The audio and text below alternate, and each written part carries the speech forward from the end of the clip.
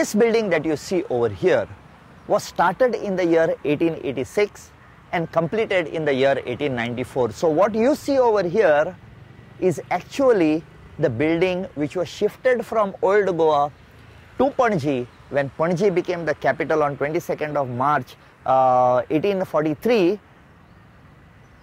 This particular Bishop's Palace was shifted over here. But though I am going to show you the palace and the interiors of it, I am also not going to waste any moment in showing you the palace of the Archbishop of Goa.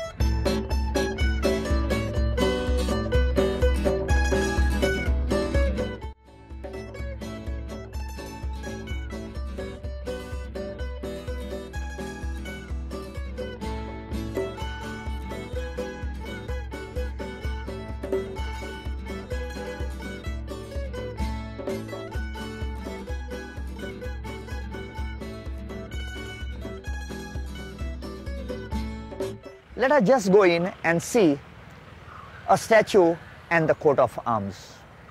Follow me.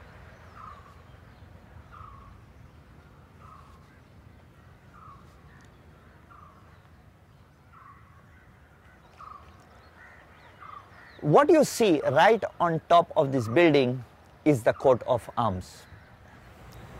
And when you come inside the gates, the portals of the Paco Patrical or the Archbishop's Palace, you see a logo on top in the central part of the building. This has got, if you look at it very clearly, the Sacred Heart, and right on top there is a crown and a Spanish hat. Now this was the coat of arms of Don Antonio Sebastian Valent, the Archbishop and the Metropolitan Archbishop of Goa and the Primate of the Orient. Now, he was here when the new building was constructed. Ladies and gentlemen, as soon as you walk in over here, you also see another big structure, the statue of Christ the Redemptor. Now this particular statue was put up on 25th of September 1906, also inaugurated by Don Antonio Sebastian Valent, the Metropolitan Archbishop of Goa and the Primate of the Orient. And also they had a title, Patriarch of the East Indies. Now it is written over here, and we can see the same logo over here on this plaque, on this marble plaque, which says that this particular statue, this beautiful statue with Jesus Christ holding the cross and with his hands in blessing over the city of Panji, it says Jesus Christ the Redemptor, dedicated, this monument was dedicated to the Archdiocese of Goa to commemorate the 25th anniversary of the consecration of the episcopal of Don Antonio Sebastian Valent, that is the Metropolitan Archbishop who was here. And also they mentioned the initiation or the inauguration of the Basilica the Sagrada Coração de Jesus, or the Basilica or the Chapel of the Sacred Heart of Jesus in Lisboa, that is in Portugal, on 25th September 1881. I am sure you know about another such statue in Brazil, the huge statue that stands up with its arms open, blessing the city of Brazil or Rio de Janeiro. And we have our own statue here of Jesus Christ the Redemptor. Look at it very carefully, because this statue is a masterpiece.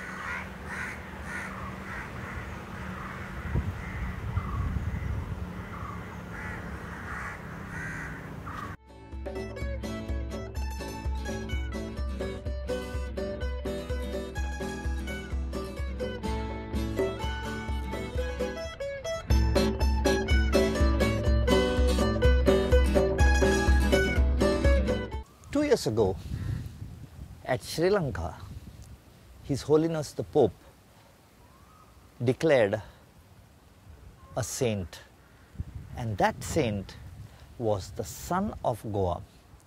From here, Saint Joseph Vaz.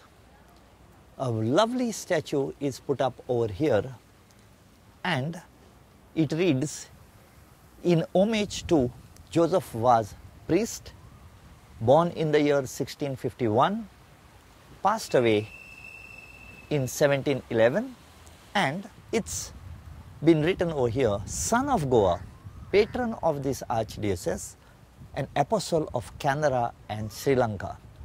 And this particular statue was inaugurated by His Excellency Most Reverend Salvador Pennacchio, the Apostolic Nuncio of India. We have one statue here. We have seen Christ the Redemptor, and we will see one more statue which has got a huge importance where Goa is concerned. For you, Saint Joseph Vaz.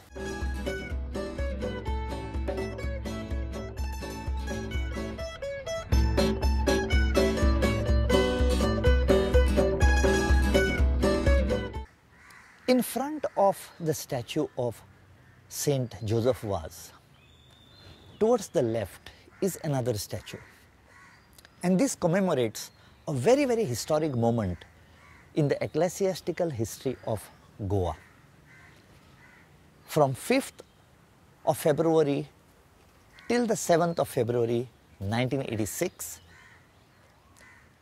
we had the honor of welcoming His Holiness the Pope, John Paul II.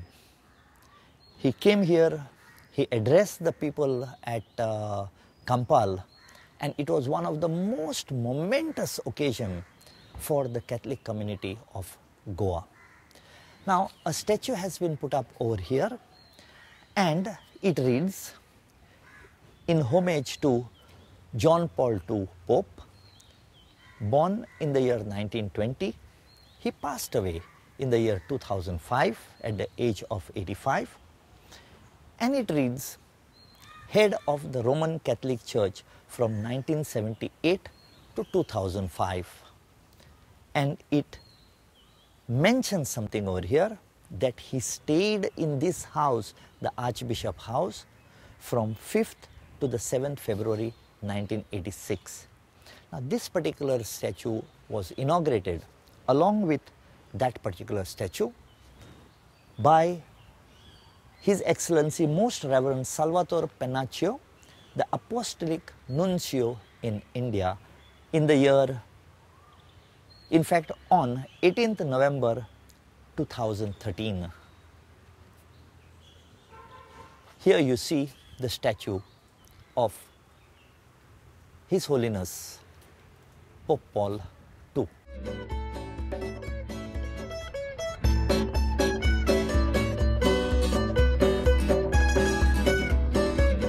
So, to show you the chair on which His Holiness, the Holy Father, sat down when he came over here to Goa, this chair is kept in the church at Pomburpa. And Pomburpa is very, very famous because of the Pomburpa spring.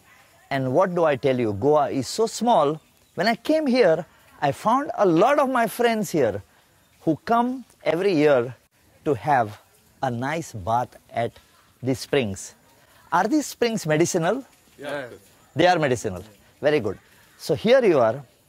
As my friends have come here, it's an invitation for all of you. Come here to the Pomburpa spring, but with one message. Please do not litter plastic, break glasses over here, because this belongs to us Goans.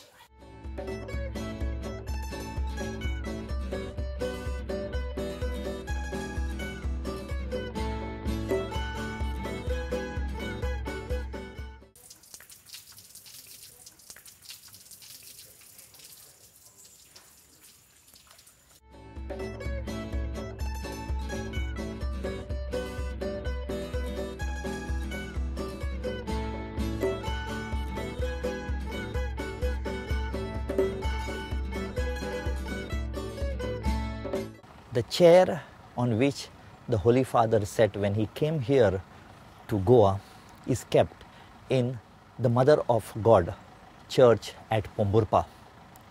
This is how beautiful the church looks like, and let us go in and see the very chair on which sat the Holy Father during his visit to Goa.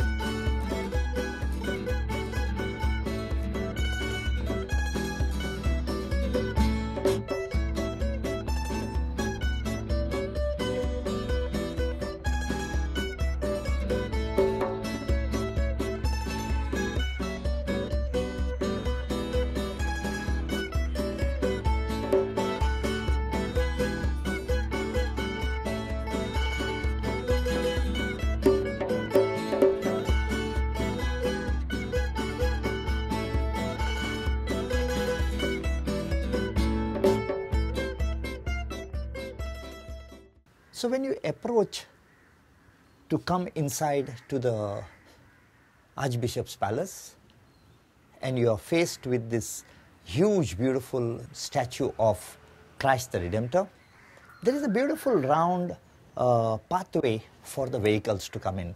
On either side of the statue of Christ the Redemptor, there are these two gazebos where I am standing here. And it is so peaceful over here that if you are in Altino, come over here. Or if you come for a walk in Altino, come over here. Sit down over here. And you can actually feel the peace over here. And the only company that you have may be a passing car, but a lot of conversation had by the birds. Lot of birds chirping, and lot of other different types of trees that you can see over here. Now for a little bit of background history for you all. I told you that in the year 1533, Goa was declared as a diocese, archdiocese. In the year 1934, Goa archdiocese was separated from Portugal. It had a separate jurisdiction from Cape of Good Hope at Africa, right through the west coast of India, east coast of India, up to Malacca and China and Japan. Those were the days of glory. At one time, Goa was called as the Rome of the East. And the reason? There were many orders who had their orders of the Christian faith, who had their base over here, their own churches over here, like the St. Francis of Assisi, the Assisian. Then we had the Augustinians, we had the Society of Jesus or Jesuits, we had the Theatines, we had the Paulistas, and we had quite a lot of them over here. Until sometime later in history, the Queen of Portugal asked them to vacate Goa, all the orders to vacate Goa. The Archbishop was looking after all that, and they say that because of epidemics, repeated epidemics, people wanted to vacate this place. It was one of the most roaring markets. And from 1750 onwards, when the last epidemic took place over there, they started shifting to a new location. Initially they thought of going to Mormugao. But then afterwards, the Ribandar Causeway, which we have already seen, built in 1632 and completed in 1634, gave them easy access to come to Panjim. At that time, Panjim may have been called Pahajanikali or Pazankari, and people started settling down on the east side of the hillock, Altino Hillock, where today stands this palace of the Archbishop. And even His Grace, the Archbishop of that era, did not want to be afflicted by the plague. So it is said that he shifted his residences from the palace, old palace of the Archbishop or the Archepiscopal Palace, and stayed for a short time in Paneling. And then on 22nd of March 1843, the status of Old Goa as the capital of Goa was bestowed, and the garland went in the neck of the Panji city. At that time, behind was Old Goa, and this was called as Nova Goa or New Goa. And from there, the name Panji came up. Now, Panji at that time was a very marshy land. There was hardly anything that was what we may call as a settlement. A few houses were there. The first temple in Panjim came, the Mahalakshmi temple. They were given the permission in the year 1818. That was in a small ward or a wada called as Arade of Panjim. Today it is right in the center of the city. But in the year 1886, they decided that now is the time, we have a new capital and we should have a very prestigious palace. I wouldn't call it a mansion, I wouldn't call it a house, I would call it a palace, which would house the Archbishop of Goa, the Patriarch of the Indies, and the Primate of the East. And so the work happened. So they selected this area, and if I show you old photographs, there was nothing here on Altino Hill. So they started the work in 1886, and by 1894 this building was ready. The first resident of this is supposed to have entered this palace in the year 1896, that is 2 years after it was completed. And his name was Patriarch Don Antonio Sebastian Valent. And he is supposed to have come and stayed, made this as his residence from the year 1896. Now I showed you all as we entered a huge statue of Jesus the Redemptor. Brazil has got a huge one with open arms, but here the statue is holding a cross. Now that was inaugurated by this Monsieur or Archbishop Monsieur Valent in the year 1906, when he completed 25 years as the Archbishop of this place. Now every person, when he enters a place, including you, always put up your nameplate outside. And here he too did the same thing. But what he did, every archbishop was given a crest or a logo which is called as the coat of arms. And he put his coat of arms above the entrance onto the facade. And you can make out that very typical thing that is there inside is a Spanish hat with tassels. Not a hat like mine, but a Spanish hat with tassels. We can see it there. There also is this chapel which is attached to the Archbishop's palace, and that is dedicated to the Sacred Heart of Jesus.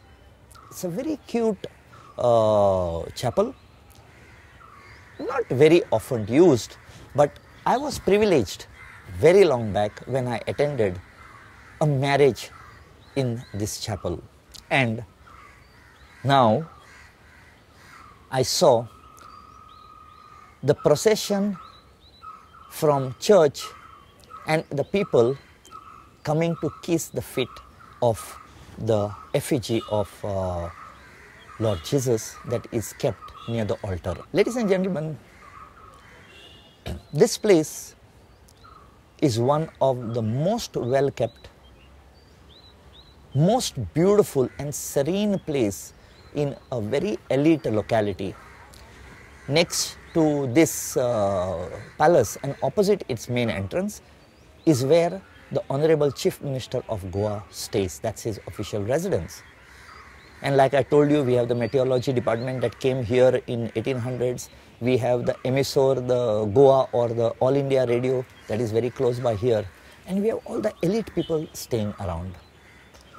So ladies and gentlemen, whenever you come to these particular places in Goa, please don't look, you observe. Time is very, very important. And time can teach us a lot of things. But sometimes our memory fades. Please carry this small little instrument which will help you carry the memories of places where you have been. And you will also be able to load them on the net so that our fellow Goans, our brothers and sisters who are all over the world, they will be able to see and keep in touch with our beautiful Goa. My Goem always prays that you be safe and that Goa be protected from all evil for many more centuries to come. Ladies and gentlemen, the younger generation needs to be vitalized by you. Teach them about our heritage, because a time will come when Goans will be alien to Goa.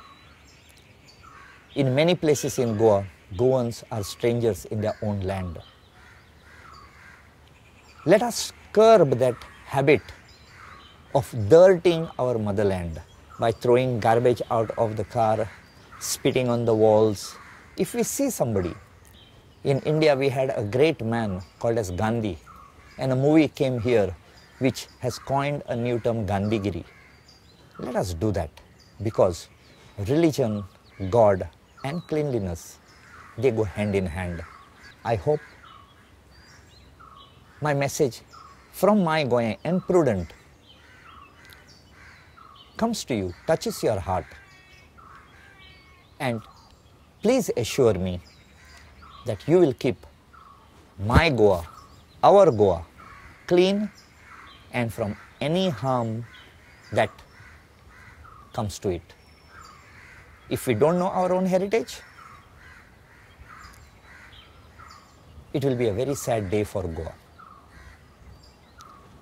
Now, the Father has told me that we are very lucky today that there will be a procession from Immaculate Conception Church, and which will end here walking up the Via Sacra. Via Sacra was built 2 years later after completion of this palace in the year 1896. It took 1 year to, in fact it started in 1896 and ended in 1897. There are 12 beautiful crosses on the way, and there is a huge cross which they say was constructed because that place used to get haunted, believe it or not. But that procession came up that Via Sacra or the stairway to Altino from the Father Agnel Road, which was earlier called as Rua Sagrado Coração, and from there they came walking up, praying at every cross, and the final prayer was said at the cross held by Jesus Christ, which statue we call as Jesus Christ the Redemptor. So ladies and gentlemen, we now come to the end of this episode, an episode of the Paco Patrical or the Archbishop's Palace at Altino. We have gone and we have seen the palace, the old palace at Old Goa. I'm sure that you have learned a lot of things which you may not have known. But if you still know something that is I am not aware of, please write to me on the email that you see over here. And you don't have to send on this email just your views, but tell us whether you like the program. It gives us a warmth.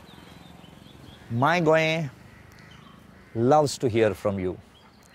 Prudent staff love to hear from you.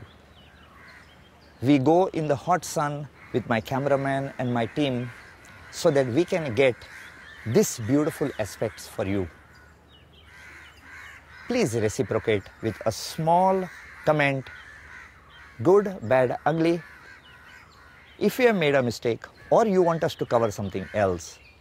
And with that, ladies and gentlemen, no, I'm not going to say ladies and gentlemen now. I'm now going to say from today onwards, I'm going to say Goensha Moja Goenkarano. Signing off.